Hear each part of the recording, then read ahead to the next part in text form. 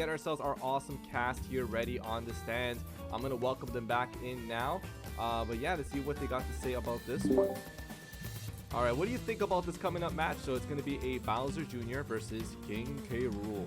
Bowser Jr. and K. Rool. Definitely a little unconventional. I just think like right off the bat, it's gonna be a little bit difficult for Lane to get anything started. I think Snormanda is gonna try his best to just sort of like keep him out, and then Bowser Jr. has like some ridiculous low percent combos. I think this is gonna be like really stage dependent. Snormanda, he's gonna be looking for either like Battlefield, or Yoshi's Story, and so I think it's gonna be like a lot on Rain to be able to strike the correct stages on his part. I definitely agree with my companion. However, we do have to keep in mind the fact that he's got that down B in his arsenal as K. Rool in this Battle of Lizards.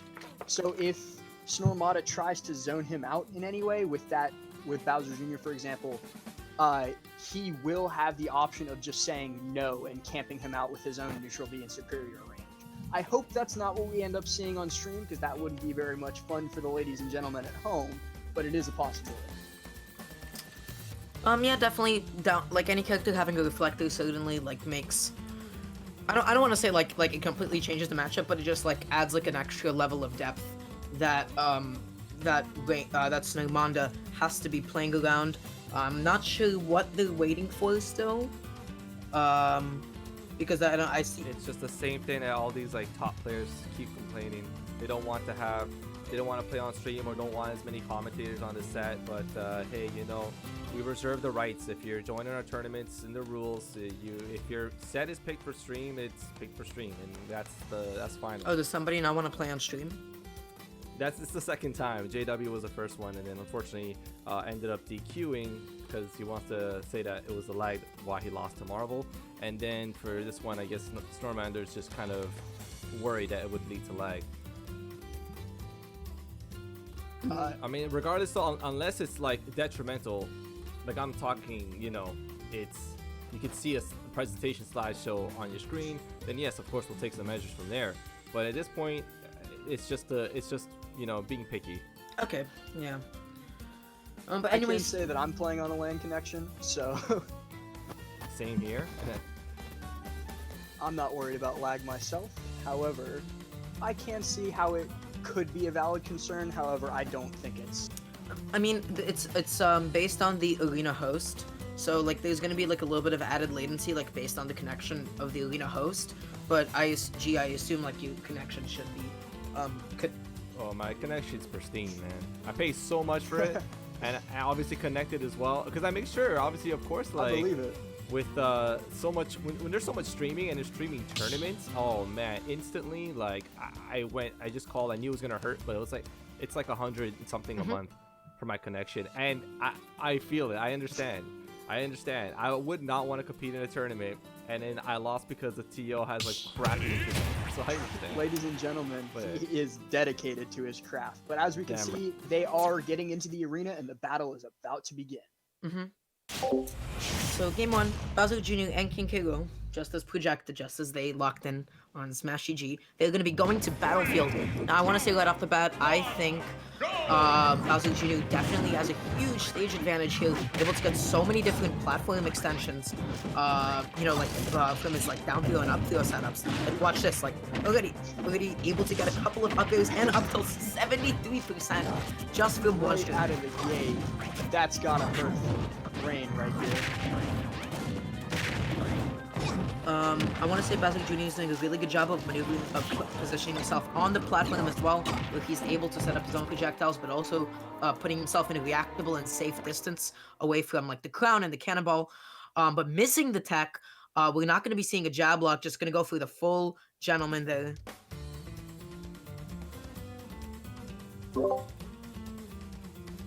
I'm still in. I'm still watching this game. Wait, you got kicked out? Wait, isn't this your arena? How did you get kicked out of your own arena?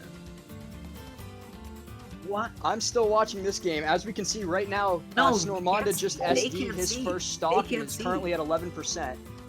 No, because G got kicked out, they can't see anything. All they see is the people in arena fighting. Since G was the only one kicked out, they can only hear their voice now. So that's really unfortunate. Let's But just do as a our little best to update- keep this match in the eyes of the general consumers. Yeah, I guess in the ears, I think, yeah, no, Rain's still sitting at 3 stocks, 150%, Bowser Jr. On his second, low percent. We can't really visualize it, with the power of words alone, so that's really unfortunate. While we are Bowser having Jr. this just little took interference. a stock, now it is 57%, second stock to 0%, but quickly converting on a combo, bringing it almost even. Ladies and gentlemen at home, I'm very sorry that this had to happen. However, this game will go on regardless. Yeah, and you know what? While we do have a little bit of extra time, I just want to remind everybody in chat that this is a good time to get up, do a couple of stretches. The easiest way to avoid any workplace injury, because we might be sitting for too long of a time at once. Additionally, it'd be a really good time to get hydrated as well. Don't even have to explain the benefits of drinking water. Please do it, guys. It's really, really important. I have a bottle of seltzer that is just as good.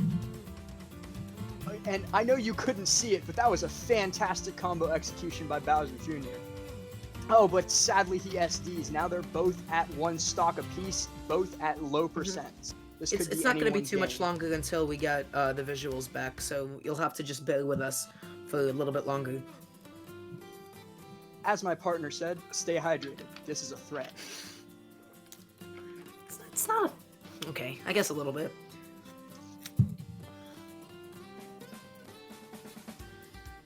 We're approaching the end of game 1, so sorry once again. We'll get a visual feedback very, very shortly. King Kuro at high percent now, and the game looks like it's going to be at a close within maybe the next minute or so. So yeah, no, I've never an interesting thing that we have seen in this game that I know you guys couldn't see was that both of Snormanda's deaths so far have been from SD. Huh. Interesting. So I wonder if Rain could perhaps capitalize on this very poor habit that his opponent has, which he has been thus far.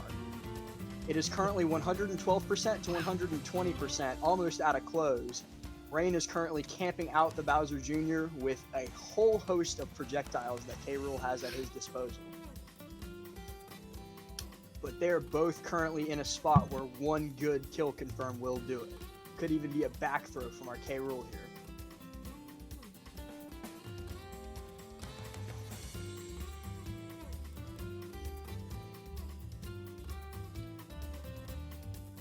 Yeah, I mean, both of these players, they're starting to play a little bit frantically. Like, this is a last stock, last hit situation. So both of them are mashing spot dodge at every opportunity that they have. But the Bowser Jr. actually going to take game 1 with a nice down smash there, punishing the end lag on Rain's grab, meaning we can finally get a visual feed for you guys. So sorry about the little technical difficulty. It's actually really strange that the arena host got kicked out of the visual feed, but then was still able to stay in the arena. Usually if the host disappears, like, the whole arena gets shut down. So that's just like an interesting, if you didn't think Smash Ultimate could break anymore, it always has an opportunity to malfunction. Sakurai may be our Lord and Savior, but even he isn't infallible. But yeah, with the end of game 1, I think that was a very, very close game, and as you did say, like the 2 stocks that Snormanda lost were due to SDs. So I think in game 2, he did still manage to take the win. Yeah, no, he was, despite like those SDs, he was still able to clutch out all of the stocks. He did really, really well, and I think going into game 2, Snormanda might be looking even more confident, since he won't have to worry about the stocks that he lost like that. Alright, and we are about to start game 2. It doesn't look like either of them changed characters, and I'm wondering what stage we'll see now. What do you think? I think, yeah, for sure, Snormanda was able to get a lot of low percent combos on a stage like Battlefield, but then they go to Yoshi's Story, the only other triplat. I don't understand. Why would you counterpick here? Oh no!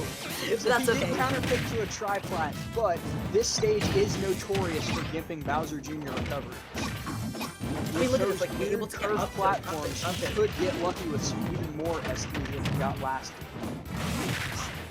Nice call out on the double jump. I don't think Snormanda has another jump, but we're gonna be seeing the overcommitment to the cannonball suck from Rain. Not able to find much off of it though.